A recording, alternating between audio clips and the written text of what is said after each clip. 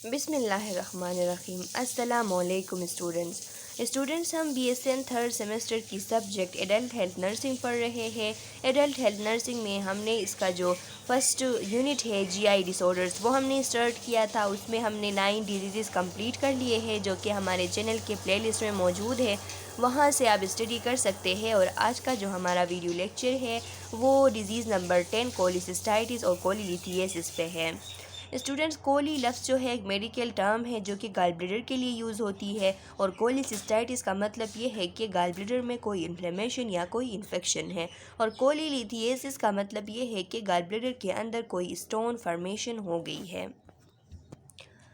अब इस प्रेजेंटेशन के एंड के बाद आप लोग इस एबल होंगे कि कोलिसिस्टाइटिस को आप डिफ़ाइन कर पाएंगे, इसके बारे में आप जान पाएंगे। कोलिलिथियसिस का आप लोगों को पता होगा, इसके काजेज़ पैथोफिजियोलॉजी मैनिफेस्टेशंस आप लोगों को पता होंगी। डायग्नोसिस के मेडिकल और सर्जिकल मैनेजमेंट जो है वो आप लोग जान पाएंगे। नर्सिंग प्रोसेस आप अप्लाई करेंगे कोलिसिस्टाइटिस और कोलिलिथियसिस के पेशेंट के लिए। और जो टीचिंग प्लान है वो आप अप्लाई करेंगे कि किस तरीके से एक कोलिसिस्टाइटिस और कोलिलिथियसिस के पेशेंट को उसके हेल्थ से रिलेटेड टीचिंग प्लान हमने बनानी है। Introduction. Disorder of gall bladder and duct are extremely common. जो गाल ब्लैडर के और उसके डक्ट के गाल ब्लैडर स्टूडेंट्स एक छोटा सा ऑर्गन होता है जो कि लीवर के साथ अटैच होती है। इसका फंक्शन ये होता है कि जो बाइल लीवर में बनती है उसको ये स्टोर करती है। तो इसका मेन फंक्शन जो है वो स्टोरेज ऑफ बाइल है। अब इसके गाल ब्लैडर से रिलेटेड और इसके डक्ट से रिलेटेड, जिन डक्ट के थ्रू ये पहले लीवर से जो बाइल है वो गाल ब्लैडर में आता है वहाँ स्टोर होती है, और फिर गाल ब्लैडर से डक्ट के थ्रू ये ड्यूडिनम तक चली आती है। तो इन डक्ट से रिलेटेड और गाल ब्लैडर से रिलेटेड जो डिसऑर्डर्स है वो बहुत ही कॉमन है। It's more commonly affected people of sedentary life style and obesity. और ये भी कॉमन है कि जो लोग सेडेंट्री लाइफ स्टाइल जिनकी होती है, एक्सरसाइज वगैरह नहीं करते, और जो लोग ओबीस होते हैं उनमें ये ज़्यादातर कॉमन है। वो किस लिए? अगर अब स्टोन्स फॉर्मेशन और गाल ब्लैडर के प्रॉब्लम्स को अगर हम देख ले तो मेन प्रॉब्लम जो है गाल ब्लैडर से रिलेटेड वो स्टोन फॉर्मेशन है। तो अब स्टोन फॉर्मेशन किस तरह से होती है? जब ये जो बाइल होता है ये किसी ऑब्स्ट्रक्शन की वजह से लॉन्ग पीरियड ऑफ टाइम के लिए ये स्टोर जब रहती है तो फिर ये सॉलिड में चेंज हो जाती है और स्टोन फॉर्मेशन हो जाती है। तो अब सेडेंट्री लाइफ स्टाइल बंदा गुजार रहा है तो उसकी इतनी मूवमेंट वगैरह नहीं होती, तो इस वजह से बाइल जो है इसकी स्टोरेज जो है वो ज़्यादा मुद्दत के लिए होती है। और जो ओबीस लोग होते हैं वो उनमें इसलिए कॉमन है क्योंकि जो ये स्टोन बनते हैं गाल ब्लैडर के अंदर, उनकी कम्बिनेशन कुछ इस तरह होती है कि कोलेस्ट्रॉल भी उसमें शामिल होता है, बाइल साल्ट उसमें होती है। तो इस कोलेस्ट्रॉल के शामिल होने की वजह से ये स्टोन फॉर्मेशन हो जाती है। तो अब ओबीस बनता है, उसमें कोलेस्ट्रॉल की लेवल हाई है, तो उसको गाल ब्लैडर स्टोन्स जो है वो बनने के चांसेस जो है वो ज़्यादा होते हैं। एपिडेमियोलॉजी। स्टूडेंट्स, एपिडेमियोलॉजी का आप लोगों को पता है कि एपिडेमियोलॉजी हम जब किसी डिज़ीज़ की पढ़ते हैं तो उसमें क्या पढ़ते हैं कि ये डिज़ीज़ कब, कहाँ और किस वजह से जो है वो पैदा होती है। इसको हम कहते हैं कि ये एपिडेमियोलॉजी है एक डिज़ीज़ की। अब इसकी अगर हम कोलिलिथियसिस और कोलिलिथियसिस के पेशेंट के कोलिलिथियसिस और कोलिसिस्टाइटिस की जो डिज़ीज़ है इसकी अगर हम एपिडेमियोलॉजी देख ले तो लिखा है in the United State alone it is estimated that 20 millions people have gall stones with approximately 1 million new cases developing each year. United State में इस तरह है कि जो इस तरह एस्टिमेट होती है, इस तरह पता चलता है कि 20 मिलियन पीपल्स जो है उनमें गाल स्टोन्स है। 20 मिलियन पीपल्स में गाल स्टोन्स है, और उनमें से जो 1 मिलियन केसेस है वो हर साल जो है वो डेवलप हो रहे हैं। तो इतनी ज़्यादा शरह से ये डिज़ीज़ जो है वो कंटिन्यू है। The most common condition are gall stone and associated cholecystitis. और इनमें से जो गाल के डिसऑर्डर्स है इनमें से जो सबसे कॉमन कंडीशन है वो ये है कि गाल स्टोन बनते हैं और इसके साथ साथ कोलिसिस्टाइटिस भी होती है, यानी गाल ब्लैडर में इन्फ्लेमेशन या इन्फेक्शन भी होती है। About 98% of clients who present with symptomatic gallbladder disease have gallstone। और ये भी देखा जाता है कि जो पेशेंट 98% पेशेंट जो कि गाल ब्लैडर के स्टोन के साथ आ जाते हैं, उनको थोड़े सिम्टम्स होते हैं गाल ब्लैडर से रिलेटेड, कुछ सिम्टम्स जो भी पेशेंट आते हैं, तो उन सिम्टम्स की जब इंक्वायरी की जाती है, जब डायग्नोसिस हो जाती है, तो उनको गाल स्टोन होता है।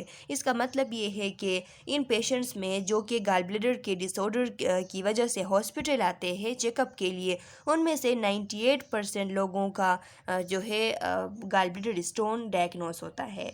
Malignancies and congenital anomalies are very rare.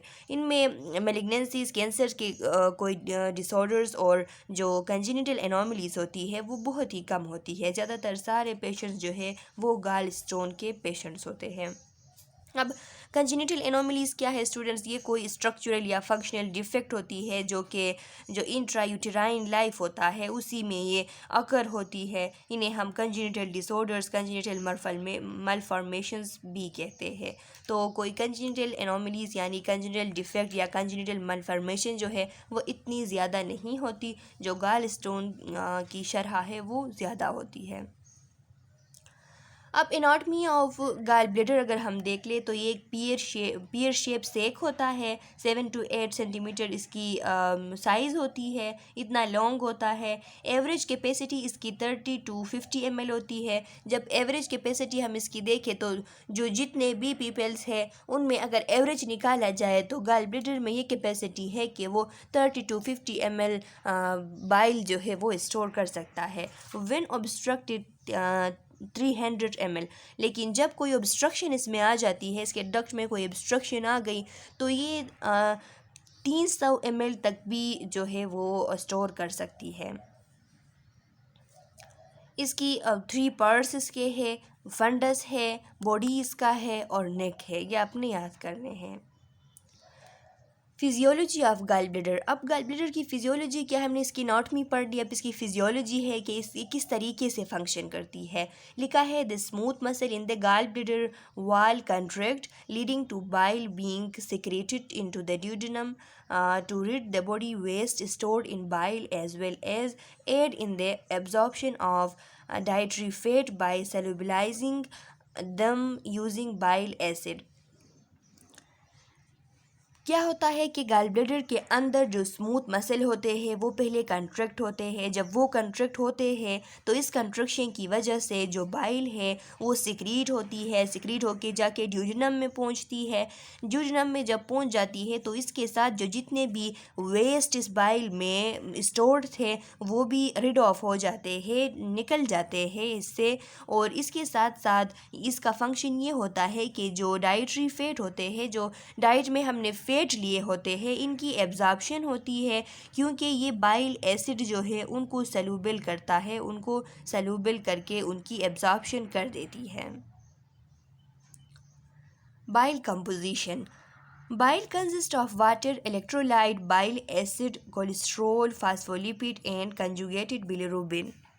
Bile की कंपोजिशन अगर देख ले तो इसमें वाटर होती है, इलेक्ट्रोलाइट्स होते हैं, बाइल एसिड्स इसमें होती है जो कि ख़ुद एक बाइल ही है, कोलेस्ट्रोल इसमें होता है, फास्फोलिपिड्स इसमें होती है और कंजुगेटेड बिलिरुबिन इसमें होता है।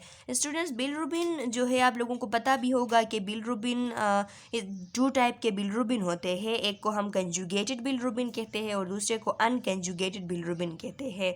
जो कंजुगेटेड बिलिरुबिन है इसको हम डायरेक्ट बिलिरुबिन भी कहते हैं।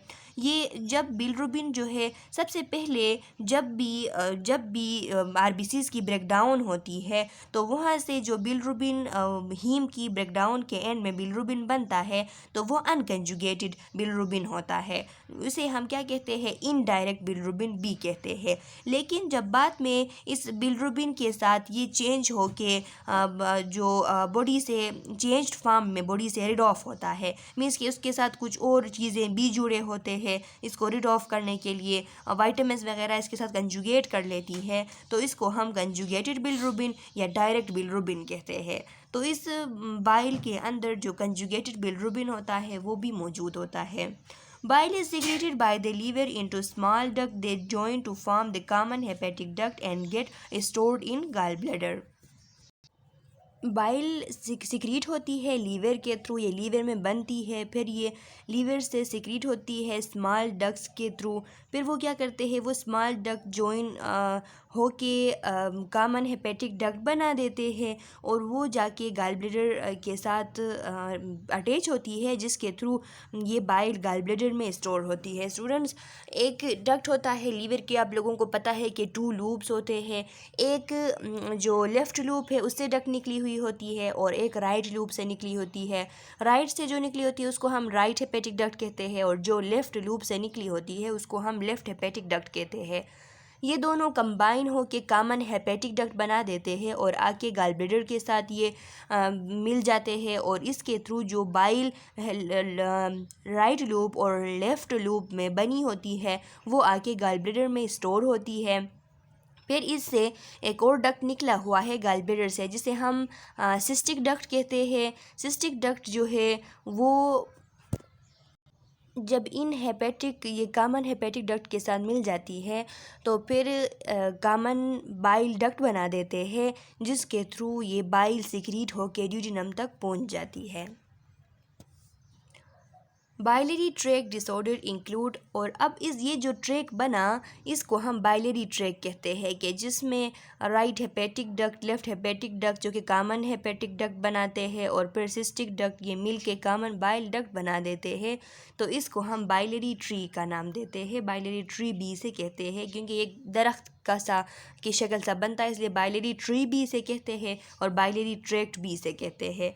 तो जब इसमें डिसऑर्डर्स आ जाती है तो वो कौन कौन सी हो सकती है? कोलिलिथिएसिस हो सकती है, इसमें स्टोन की फॉर्मेशन हो सकती है, एक्यूट कोलिसिस्टाइटिस हो सकती है और क्रोनिक कोलिसिस्टाइटिस हो सकती है। इसमें इन्फ्लेमेशन एक्यूट भी हो सकती है और क्रोनिक भी हो सकती है। कोलिलिथिएसिस gallstones.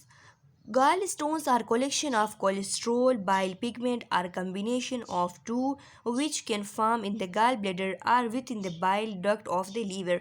स्टूडेंट्स, जो गाल स्टोन होते हैं वो कोलेस्ट्रॉल और बाइल पिगमेंट के कम्बिनेशन होते हैं। या तो ये गाल ब्लैडर के अंदर बनते हैं या ये जो बाइल डक्ट है लीवर का, जो जितना भी बाइलरी ट्रैक या बाइलरी ट्री हमने कहा, इसमें बन जाते हैं। अब यहाँ पे बाइल पिगमेंट का लफ्ज़ जो है वो आ गया। बाइल पिगमेंट क्या है स्टूडेंट्स? बाइल पिगमेंट को हम बिलिन्स भी कहते हैं या बाइल पिगमेंट या बिलिन्स इसको कहते हैं। ये बायोलॉजिकल पिगमेंट होता है जो कि बहुत सारे ऑर्गेनिजम्स में बनती है। किस चीज़ से बनती है? जो पोरफायरिन की जब मेटाबॉलिज्म हो जाती है तो ऐसे प्रोडक्ट्स जिसमें पोरफायरिन होता है उनकी जब मेटाबॉलिज्म हो जाती है तो उससे बाइल पिगमेंट बन जाती है। अब पोरफायरिन्स क्या है? Porphyrins group of heterocyclic macrocyclic organic compound होते हैं, यानी हेट्रोसाइक्लिक ऑर्गेनिक कंपाउंड होते हैं पोरफायरिन्स। फॉर एग्जांपल जो हीमोग्लोबिन है और मायोग्लोबिन है, इनको हम कहते हैं कि ये पोरफायरिन्स है। और अब ये अभी हम आरबीसीज को अगर हम देख ले तो ह्यूमन में किस तरीके से ये बाइल पिगमेंट बनती है। ह्यूमन्स में इस तरीके से बनती है कि जब आरबीसीज की ब्रेकडाउन होती है तो आप लोगों को पता है कि आरबीसीज में हीमोग्लोबिन होता है, हीमोग्लोबिन के अंदर हीम होती है। अब इसकी जब ब्रेकडाउन हो जाती है तो इसके एंड में जो है बाइल बन जाती है, जो कि कम्बिनेशन कम्बिनेशन होता है किस चीज़ का? कोलेस्ट्रॉल का और बाइल पिगमेंट का। और ये पिगमेंट जो है ये इसी हीमोग्लोबिन के ब्रेकडाउन के एंड में बन जाती है। अच्छा स्टूडेंट्स, तो आप लोग ये सोचेंगे कि अब आरबीसीज या हीम के ब्रेकडाउन के बाद तो बिलिरुबिन बनती थी, तो बिलिरुबिन भी बनती है। बिलिरुबिन इसका जो मेन प्रोडक्ट है वो बिलिरुबिन होता है। जब भी एरिथ्रोसाइट की ब्रेकडाउन होती है तो उसमें हीमोग्लोबिन का जो हीम है उसकी जब ब्रेकडाउन हो जाती है तो इसके एंड में बिलिरुबिन बनती है। ये बिलिरुबिन भी एक ब्राउनिश येलो कलर होता है, जो कि ये बाइल को, इसकी वजह से ये जो बाइल की ब्राउनिश कलर कलर होती है ये इसी बिलरुबिन की वजह से ब्राउनिश येलो कलर इसकी होती है। और ये बाइल पिगमेंट है ये भी आरबीसीज़ के ब्रेकडाउन के एंड में बनती है, लेकिन उस टाइम बनती है जिस टाइम जब भी आरबीसी सर्कुलेशन में आके किसी वजह से उनकी जब जब भी कभी कोई भी रीज़न हो सकती है उनकी, जब जल्दी से मतलब सर्कुलेशन में आ गई, पहुंच गई, और सर्कुलेशन में पहुंचने के बाद रिपीटली उनकी ब्रेकडाउन हो रही है, तो इस वजह से बाइल पिगमेंट बनते हैं। और इस कंडीशन में जिसमें आरबीसीज़ की प्रॉब्लम लोगों को होती है कि उनकी सर्कुलेशन में आते ही ब्रेकडाउन हो रही होती है, तो उस टाइम में बाइल पिगमेंट जो है ये ज़्यादा बन रही होती है। अब ये बाइल पिगमेंट जो है जब ज़्यादा बनती है तो इसके साथ कोलेस्ट्रॉल भी मिक्स होता है, और इस तरीके से गाल स्टोन की जो फॉर्मेशन के जो चांसेस होते हैं वो ज़्यादा होते हैं। और जो नॉर्मल कंडीशन में जो बाइल बनती है उसमें आरबीसीज़ के ब्रेकडाउन के एंड में जो बिलरुबिन होता है वो शामिल होता है। लेकिन कुछ ऐसे कंडीशन जिसमें आरबीसीज़ की जल्दी से ब्रेकडाउन हो रही है, इस तरीके का कोई एबनॉर्मेलिटी आ गई है, तो उसमें ये बाइल पिगमेंट जो है ये डायरेक्टली आरबीसीज़ के ब्रेकडाउन के एंड में बन जाती है। Gall stones. अब the presence of gall stone in the gall bladder is called cholelithiasis, ये आप लोगों को पता चल गई, और यहाँ पे आप गाल स्टोन्स का मुलाहिजा कर सकते हैं, पिक्चर के थ्रू आप लोगों को दिखाया गया है। इंसिडेंस इसकी क्या है? इंसिडेंस क्या है स्टूडेंट्स? इंसिडेंट्स वो के जिसमें हम जो न्यू केसेस होते हैं उनके बारे में अगर बताते हैं, किसी डिज़ीज़ में कितने न्यू केसेस आ गए, तो इसको हम इंसिडेंस ऑफ द डिज़ीज़ कहते हैं। Common duct stone are found in about 10% to 15% of client with cholelithiasis। जो कॉमन डक्ट स्टोन है, जो कॉमन बाइल डक्ट है, उसमें जो स्टोन है वो 10% टू 15% क्लाइंट्स में पाए जाते हैं जिनको कोलिलिथियासिस है, यानी जिनको स्टोन फॉर्मेशन है उनमें 10 to 15% जो है वो जो कॉमन बाइल डक्ट है, जो डक्ट है उसके अंदर स्टोन होते हैं। The incidence increase with age and the frequency of gallstone. It the common duct in the older population may be as high as 25%। लिखा है कि और इसकी इंसिडेंस जो होती है वो एज के साथ इंक्रीज़ होती है। जब एज इंक्रीज़ होती है तो ये गाल स्टोन्स बनने के फ्रिक्वेंसी जो है वो भी इंक्रीज़ हो जाती है, और जो कॉमन डक्ट होता है यानी कॉमन बाइल डक्ट होता है जो ओल्डर पॉपुलेशन होते हैं उसमें इसकी जो परसेंटेज है वो हाई होके 25% तक भी हो सकती है। मतलब कि जो ओल्डर पॉपुलेशन होते हैं उसमें ये कॉमन बाइल डक्ट में स्टोन की फॉर्मेशन जो है वो ज़्यादा कॉमन होती है बनस्बत जो है वो एडल्ट्स के या यंग एज पीपल के। इटियोलॉजी अगर हम इसकी देखें तो चेंज इन बाइल कंपोजिशन, अगर बाइल की कंपोजिशन में चेंजेस आ गई तो उसकी वजह से गाल स्टोन बनते हैं। गाल ब्लैडर स्टेसिस, जब गाल ब्लैडर में कोई स्टेसिस आ गई, स्टेसिस का मतलब ये है कि कोई इसमें रुकावट आ गई, गाल ब्लैडर अब उसमें कोई ऑब्स्ट्रक्शन हो गई, बाइल जो है वो एक्सक्रीट नहीं हो पा रहा, तो इस वजह से इसमें स्टोन बन सकते हैं।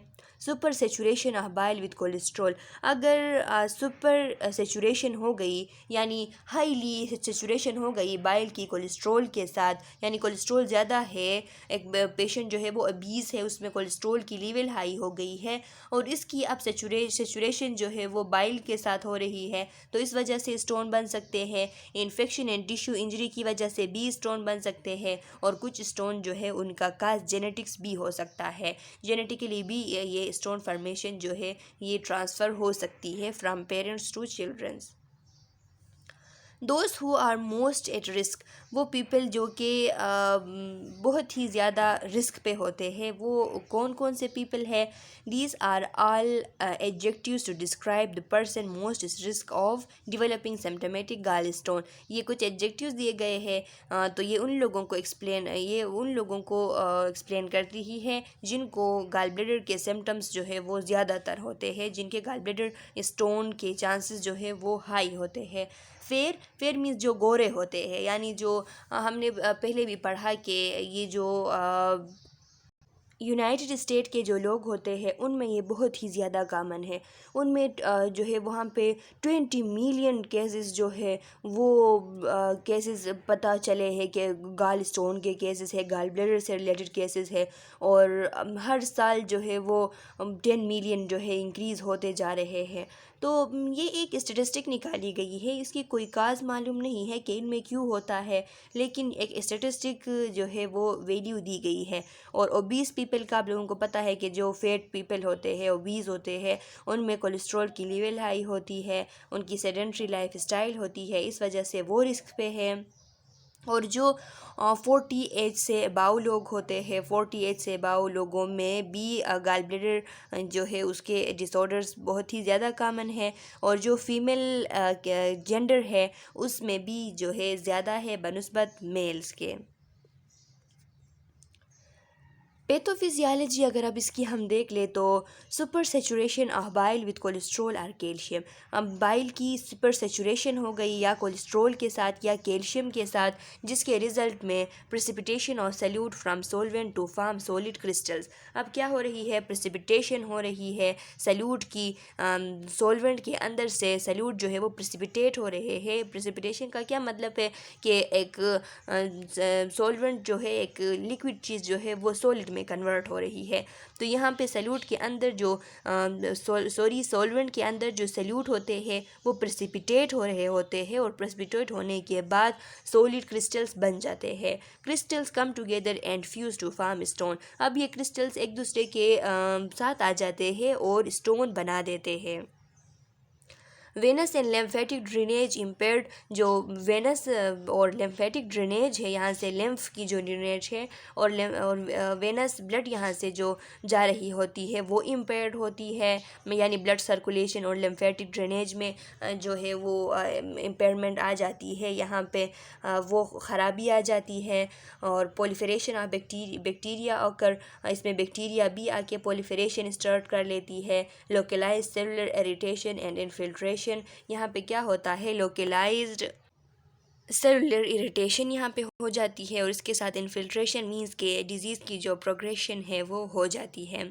Ischemia and necrosis. फिर यहाँ पे हमने कहा कि जो लिम्फेटिक ड्रेनेज है और वेनस सिस्टम यानी ब्लड सर्कुलेशन वगैरह, इसमें फ़र्क आ जाती है, तो इस वजह से इस्कीमिया होता है, ऑक्सीजन की यहाँ पे पहुँच नहीं होती, जिसकी वजह से नेक्रोसिस हो जाती है। नेक्रोसिस यानी टिश्यू डेथ हो जाती है।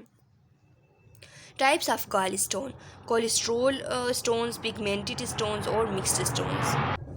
बाज़ स्टोन्स जो है वो कोलेस्ट्रोल के बने होते हैं, बाज़ स्टोन्स जो है वो जो हमने बाइल पिगमेंट के बारे में आगे स्टडी की उसके बने होते हैं, और बाज़ स्टोन्स जो है वो कोलेस्ट्रोल और ये जो बाइल पिगमेंट है इनके मिक्सली इनसे दोनों से बने होते हैं।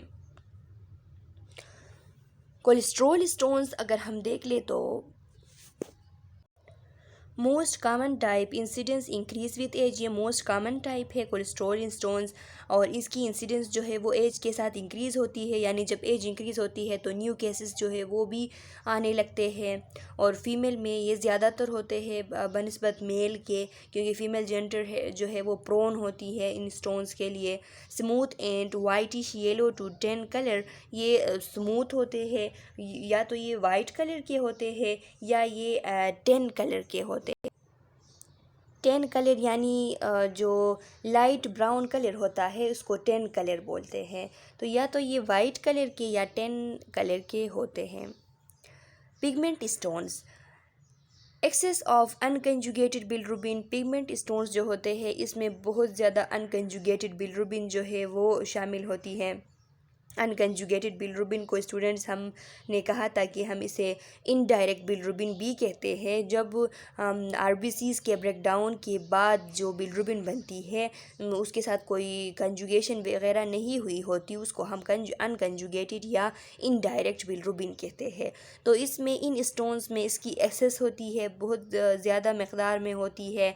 मे be black colour associated with haemolysis and cirrhosis. इसमें ये ब्लैक कलर की भी हो सकती सकती है जब हीमोलाइसिस हो या लीवर सिरोसिस हो। लीवर सिरोसिस का हमने डिटेल से पढ़ा है स्टूडेंट्स, इसका वीडियो लेक्चर मौजूद है, वहाँ से आप स्टडी कर सकते हैं कि ये लीवर डिजीज़ का एक एंड स्टेज होता है जिसमें जो है फिब्रोसिस, स्कार फॉर्मेशन वगैरह हो चुकी होती है और लीवर डैमेज हो चुका होता है।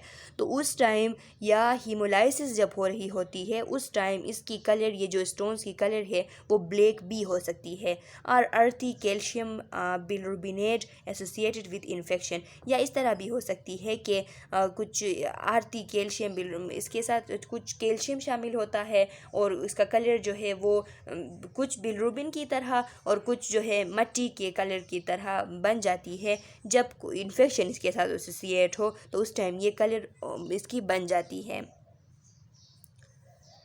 मिक्स्ड स्टोन, अब मिक्स्ड स्टोन किस किस्म के होते हैं? Combination of cholesterol and pigment stone are other substances like calcium carbonate, phosphate, bile salt and palmitate. Cholesterol जो कम्बिनेशन के स्टोन्स होते हैं वो कोलेस्ट्रॉल के साथ कोई बाइल पिगमेंट जो है वो उनकी अगर मिक्स हो गए हो तो वो स्टोन हो सकते हैं, या कैल्शियम कार्बोनेट की मिक्सअप की वजह से हो सकते हैं, या फास्फेट या बाइल साल्ट या पल्मिटेट जो है इनके जब भी इनकी मिक्सअप हो जाती है, इनसे जो स्टोन बनते हैं उनको हम मिक्स्ड स्टोन कहते हैं। स्टूडेंट्स यहाँ पे जो पल्मिटेट का कहा गया है, ये एक पल्मिटेट एक साल्ट होता है, या हम इस तरह भी कहते हैं कि ये जो पल्मेटिक एसिड होती है उसका एक साल्ट या उसकी कोई एक ईस्टर है, उसकी एक केमिकल कंपाउंड है पल्मिटेट, जो पल्मेटिक एसिड है। पल्मेटिक एसिड क्या है? एक सैचुरेटेड फैटी एसिड में से एक फैटी एसिड होता है। इसका जब ईस्टर बन जाता है तो इसे हम पल्मिटेट कहते हैं। ये भी स्टोन फॉर्मेशन में रोल अदा करता है। Sign and symptoms. अच्छा स्टूडेंट्स, तो इस वीडियो लेक्चर के लिए इतना ही काफ़ी है। आप यहाँ तक पढ़ ले। अगर आप लोगों का कोई क्वेश्चन है तो आप कमेंट सेक्शन में अपना क्वेश्चन डाल ले। मैं नेक्स्ट वीडियो लेक्चर में जब इसको कंटिन्यू करूँगी तो आप लोगों के क्वेश्चन का आंसर करूँगी। तब तक के लिए अल्लाह हाफिज़।